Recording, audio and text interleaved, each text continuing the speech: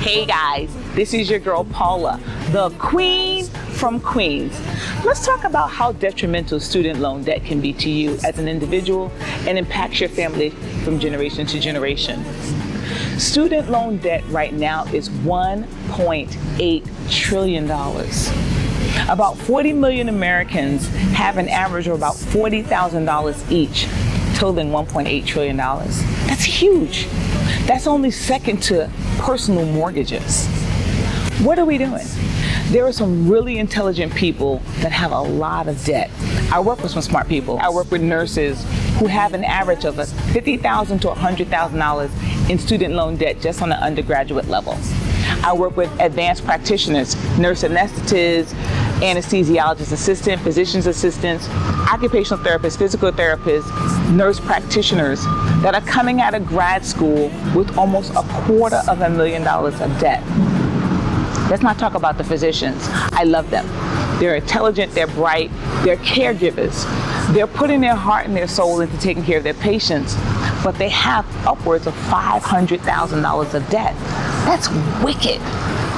They may have $150,000 from undergrad, and then to take on another $200,000, $300,000 for medical school, and then they have to work in residency 3 to 5 to 8 years to finesse their talent. They're not making a lot of money, so they're not paying off these debts aggressively. Voila, they come out with $500,000 of debt. And when you have the status and you're in the upper middle class, the expectation is that you live like that. So you got to vacation a certain way, you got to drive a certain way, you got to live a certain way. Your kids have to go to certain schools. You have to dress in certain patterns and be Gucci down to the socks. It's killing us. And in addition to that, they're wearing Gucci, Prada, Louis Vuitton. They have these amazingly beautiful diamond rings. They're having weddings that are $100,000. They're going on these lavish vacations. I'm not knocking anyone, but their student loan debt is sitting there. Yeah, they're paying them on a monthly basis, but it's doing nothing but hitting the interest and not the principal. We've got to curtail that, because you don't realize it impacts your ability to get a mortgage at a decent rate. It impacts you to get a car at a decent interest rate. It can also ruin your credit score, as well as if you go into default, it'll make it even worse for you. About 3 million people, totaling about $80 billion, are in default of their student loan debt.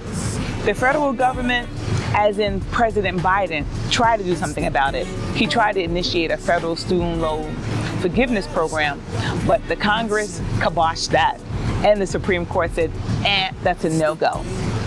I do know about a dozen people who did get significant loan forgiveness, but for the mass of us, that's not what's happening.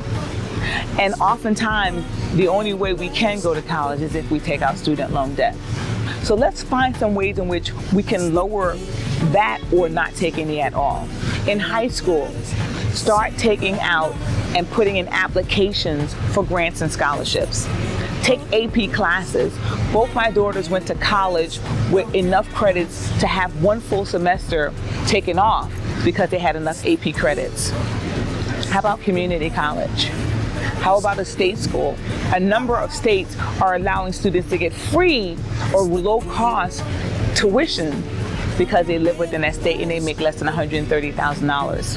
How about staying home, going to school, but still living at home with your parents? Get a job.